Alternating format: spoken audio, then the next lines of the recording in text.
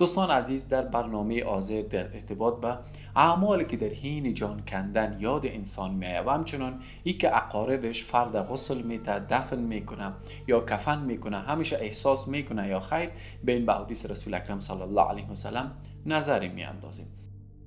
التفت الساق بالساق إلى ربك يومئذ المساق.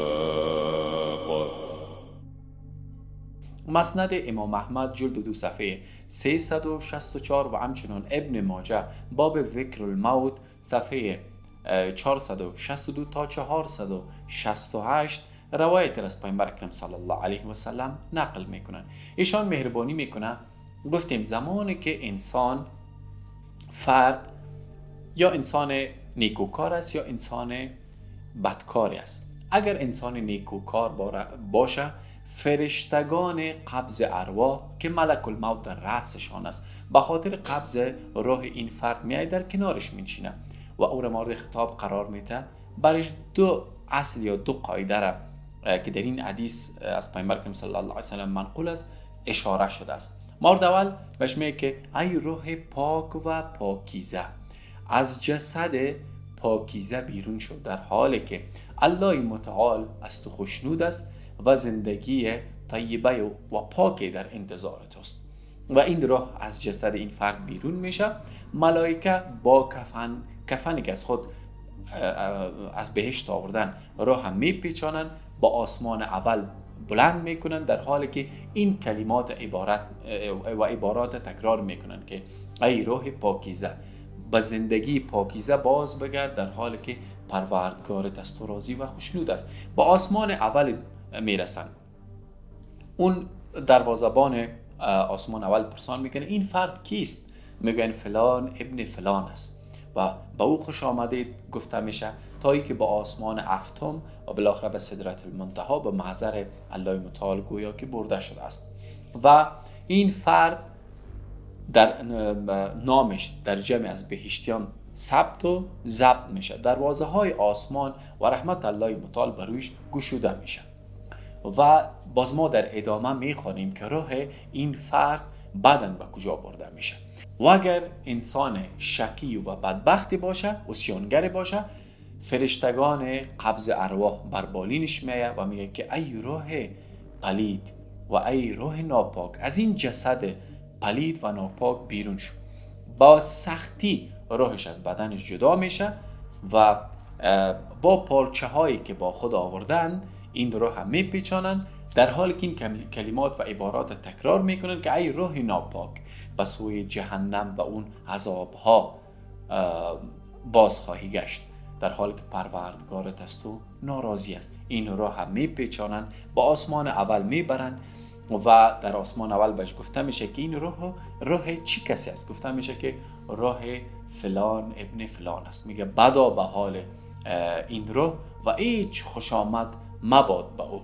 و دروازه های آسمان بر رویش گشوده نمیشه و این روح باز میگردانند، در حالی که در واقع جسدش دفن شده است. ما در ادامه بعد پیرامونش صحبت میکنیم. به هر حال روح این فرد قبض کرده میشه.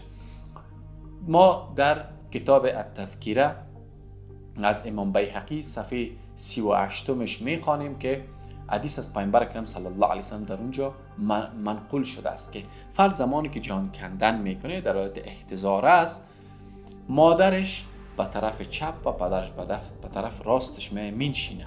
یعنی این شیطان است که تمثیل پدر و مادر این شخص میکنه.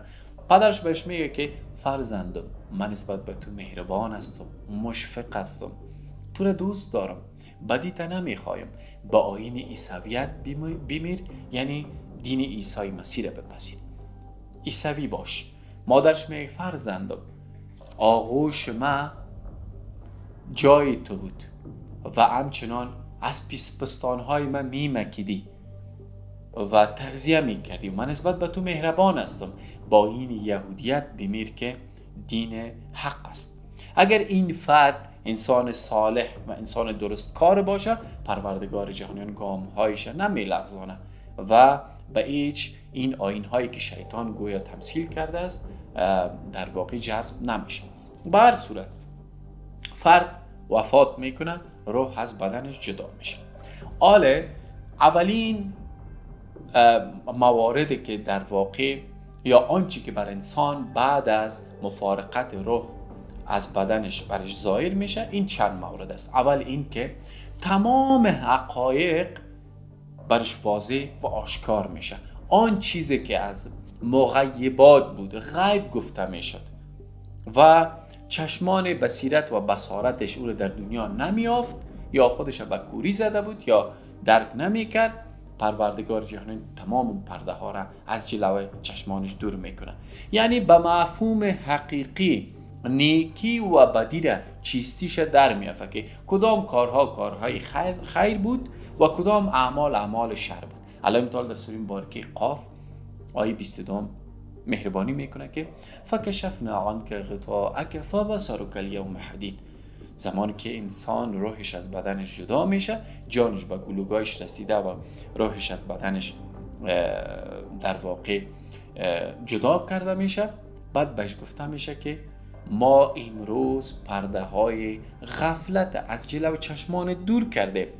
فبصرک الیوم حدید. امروز چشمانت خیلی تیزبین شده است. امروز چشمانت تمام حقایق در میافته که جایگاه روزه چی بود، جایگاه نماز چی بود، صداقت چی بود، امانت داری چی بود، شرف آبروی مردم نبردن چی بود. تمام مسائل باز روشن میشه. امروز با تو آشکار میشه که خدایی بود و رسالت پیامبر صلی الله علیه و سلم بر حق بود. تمام این حقایق تو در خواهی یافت و در واقع میبینی با این حقایق بر تو در واقع روشن شده است امروز. و همچنین در سوره مبارکه مؤمنون غالبا آیه 100 این سوره است، پروردگار جهان میگه زمانی که روح از بدن انسان جدا میشه و حقایق با چشمان خود میبینه، بعد میگه که پروردگارا مرا به دنیا باز بگردان لعلی اعمل صالحا فیما ترکت، تا اون اعمال صالحی که در دنیا از ما ترک کرده شده است در واقع او را ما دوباره انجام بده. یعنی انسان خوب و بد، چه انسان خوبی باشه چه انسان بد باشه، زمانی که روح از بدنش جدا میشه، انسان خوب میگه پروردگار من به دنیا باز بگردان تا ای که بر اعمال صالح بیافزایم، و انسان بد میگه پروردگارا من به دنیا باز بگردان تا اون اعمال خیری که از من فوت شده است اون اعمال خیر دوباره در واقع انجام بده. من توبه میکنم. پروردگار جهان به انسان صالح میگه که امروز دیگه بر تو تکلیف نیست، خوشنودی الله متعال شامل حالت است، وارد بهشت خواهی شد. و به انسان بدبخت و شقی میگه که امروز تو از دنیا جدا شدی، کلا انها کلمتون. این سخن است که تو میگی و مورد استجابت واقع نمیشه. و من ورائهم برزخ الی یوم یبعثون، کلا انها کلمتون هو قائلها و من ورائهم برزخ الی یوم یبعثون. این سخن است که میگه و مطمئنه که به دنیا باز بگرده انسان شقی و بدبخت اعمالش مثل گذشته است، ولی مورد استجابت هم واقع نمیشه. و در بعد از مفارقت روح از بدن الله متعال مهربانی میکنه که عالم برزخ است، قبر است، تا روزی که این فرد برانگیخته میشه. یعنی بازگشت به دنیا در واقع دیگه وجود نداره. این یک مورد. مردم دیگه چیز کشف میشه بر انسان بعد از وفات جزا و فضا و اعضای فامیل خودم میبینه. برادرش گریه میکنه، پدرش گریه میکنه، مادرش گریه میکنه، خواهرش گریه میکنه و جزا و فضای اهل بیت خدا گریه های اهل بیتش هم میشنوه. و همچنان زمانی که مرده شسته میشه یا اقاربش رو میشوین یا عزیزایش رو میشوین احساس میکنه، شستشوی خودش از جسد خود احساس میکنه. از این خاطر ما در ادامه با ریفرنس انشاءالله خواهیم خواند. پیامبر اکرم صلی الله علیه و سلم مهربانی میکنن که مرده جسدش احساس درد میکنه، همونطور که زنده ها احساس، مفهوم کلام پیامبر اکرم صلی الله علیه و سلم است، مرده نیز احساس درد میکنه. یعنی نباید مرده را قسم امرایش رفتار شود که در حین شستن آب داغ و جوش بر سر او بریزیم یا دستش میده شود یا پایش میده شود، یک حالت چون درد در واقع احساس میکنه. سوم دیگه ای که زمان که در تابوت گذاشته میشه درک میکنه که امروز به سوی خانه و منزل دائمی مرحله بار میشه. و دوستان عزیز، زمانی که فرد در تابوت گذاشته میشه که رسم امروز است، و یا که بر چارپایی گذاشته میشه و به قبرستان برده میشه. این فرد اگه انسان شقی و بدبخت باشه چیغ میزنه که مرا نبرین، چون توشه نداره به آخرت، هیچ چیزی نداره به آخرت. و تزودوا فان خیر الزاد التقوا. الله متعال میگه به آخرتتان توشه با خودتان ببرین که بهترین توشه پرهیزگاری است. علی کل حال اگر انسان سعید باشه در واقع با شتاب تابوتش میبرن و خوشحال است که به اون بهشت و نعمتهای الله متعال بر رضایت و خوشنودی الله متعال رسیده و پیروز کامیاب از امتحانات الهی به در رفته است. در جامع ترمذی حدیث 737 روایتی داریم از پیامبر اکرم صلی الله علیه و سلم. زمانی که مرده دفن میشه اقاربش رو در قبر میگذارن و بر او خاک میریزن، بعد پیامبر اکرم صلی الله علیه و سلم مهربانی میکنن که دو ملک بر بالین این فرد میه، یکی نکیر و دیگری منکر نام داره. نکیر منکر، پیامبر اکرم صلی الله علیه و سلم چهره سیاه و چشمان نیلگون آبی رنگ داره و در دیگر روایت باز بعداً میخوانیم که دندانهایشان مثل شاخهای گاو است و میان در واقع در بربالین این فرد و از این فرد میپرسه که نظرت در ارتباط به این شخص چیست؟ یا صورت رسول الله صلی الله علیه و سلم به او نمایش داده میشه، یا اسم رسول الله صلی الله علیه و سلم محمد به او نمایش داده میشه. نظر و دیدگاه در ارتباط به این فرد چیست؟ شخص میگوید که او محمد است، رسول الله صلی الله علیه و سلم. ما شهادت میدیم که هیچ معبودی نیست جز الله و محمد بنده و فرستاده او بود. نکیر و منکر میگه که راست گفتی و به این راستی و به این آیین تو از دنیا رفتی.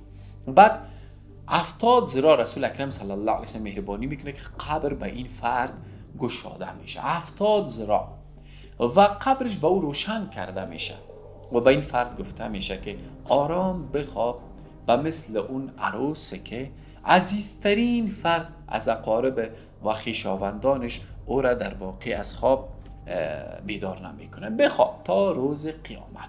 در مستدرک حاکم نیشابوری صفحه 370 یک روایت از پیامبر اکرم صلی الله علیه و سلم منقول است. می زمانی که ما در یک جنازه بودیم، زمانی که مرده دفن شد، میت دفن شد، پیامبر اکرم صلی الله علیه و سلم فرمودند که به برادرتان طلب آمرزش کنید، طلب بخشش کنید، به خاطر که الان یسأل، امی لحظه از او سوال کرده میشه، از او سوال میشه که پروردگارت کیست، دینت چیست و پیامبرت کیست. اگر انسان سعید باشه می پروردگار ما الله است، دینم اسلام و محمد فرستاده الله متعال است و من نبوت را پذیرفتیم. بعد قبرش روشن کرده میشه و 70 ذراع در واقع وسیع میشه. ولی اگه انسان شقی و بدبخت باشه، انسان گناهکار و عصیانگر و متعدی باشه، بعد میگه من در ارتباط با محمد نمیدانم، چیزایی میگم که او را مردم میگفت، نظر من امان است که مردم میگفت. بعد اون نکیر منکر برش میگن که دروغ گفتی و به من دروغگویی از دنیا رفتی. و بعد رسول اکرم صلی الله علیه و سلم مهربانی میکنه که قبرهایش به هم میچسبه، آنقدر قبر به این نزدیک میشه که قبرهایش یکی به دیگه میچسبه. و همچنان دوستان عزیز، روایت دیگه از پیامبر اکرم صلی الله علیه و سلم صحیح بخاری در کتاب التفسیر، باب تفسیر سوره ابراهیم، البته باب دومش، از پیامبر اکرم صلی الله علیه و سلم در تفسیر آیه سوره مبارکه ابراهیم نقل قول است. الله متعال در قرآن سوره مبارکه ابراهیم مهربانی میکنن که غالبا آیه 27 است. یثبت الله الذين آمنوا بالقول الثابت في الحياة الدنيا وفي الآخرة ويضل الله الظالمين ويفعل الله ما يشاء. الله متعال کسان را که ایمان آورده گام‌هایشان به قول ثابت در دنیا و در آخرت مستحکم و استوار نگه می‌داره و ستمگرا را در گمراهی و سرگشتگی قرار میده و الله متعال هر چی بخواه میکنه. پیامبر اکرم صلی الله علیه و سلم فرمودن که آیا میفهمین که اون قول ثابت در دنیا و آخرت چی است؟ گفتن که الله پیامبرش بهتر میدونه. گفت زمانی که فرد دفن میشه و اون ملک نکیر منکر می از او سوال میکنه و او در ارتباط با الله متعال و در ارتباط با رسالت رسول الله صلی الله علیه و سلم او اقرار میکنه که نیست هیچ معبود جز الله و محمد فرستاده و بنده اوست. پیامبر اکرم صلی الله علیه و سلم مهربانی میکنن که این کلمات که این فرد میگه مراد از قول ثابت و استوار نگه داشتن این فرد در دنیا و آخرت. مرادش در این آیه امین موضوع است، امین مضمون است. یعنی مقصد الله متعال، منظور الله متعال از قول ثابت نگه داشتن گام‌های این فرد مؤمن در دنیا و آخرت عبارت از بحث مسئله آخرت، پاسخ ارائه کردن در برابر سوالات نکیر و منکر است. همچنان در مصنف ابن ابی شیبه جلد 3 صفحه 377 در تفسیر آیه سوره مبارکه ابراهیم آیه 27 مهربانی میکنه که مراد از قول ثابت پاسخ به این 3 سوال است. اولی که پروردگارت کیست، دینت چیست و پیامبرت کیست. انسان سعید، انسان مؤمن این 3 سوال برش جواب داره و کسانی که ستمگر هستند و کسانی که در واقع دین الله متعال ملعبه قرار دادن نمیتونن به این سوالات در واقع جواب ارائه بدن. همچنان دوستان عزیز ابو هریره روایت داره در معجم اوسط طبرانی از پیامبر اکرم صلی الله علیه و سلم.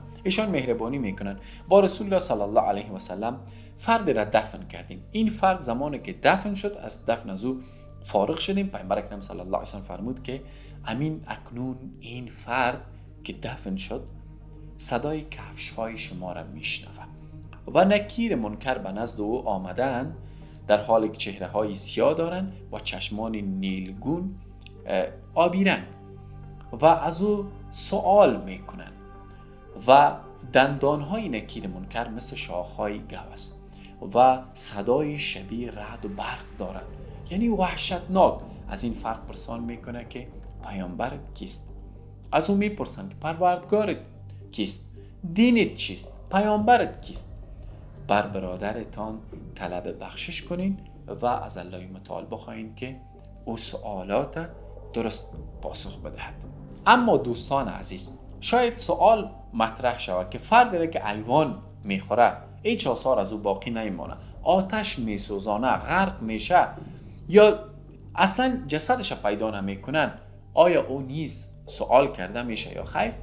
جواب این سوال در مسند امام احمد جلد 5 صفحه 395 روایت از پیامبر اکرم صلی الله علیه و سلم.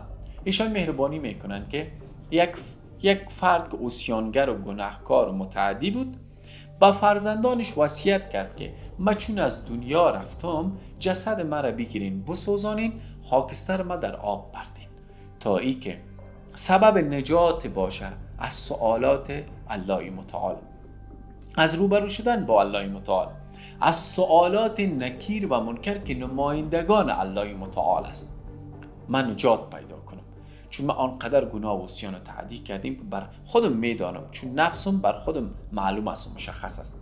میگه وقتی که این فرد وفات کرد اقاربش دست به چین عمل زدن، او را سوختاندن و خاکسترشان به دریا انداختن، به آب انداختن.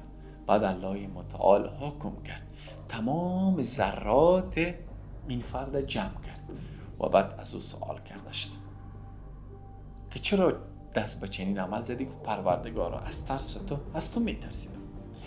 یعنی بدین مفهوم که اگر انسان غرق شوه، ایوان بخورش، بسوزه، الله متعال به خاطر سؤال نکیر منکر قادر است که ذرات او را جمع کنه و بعد از او بپرسه.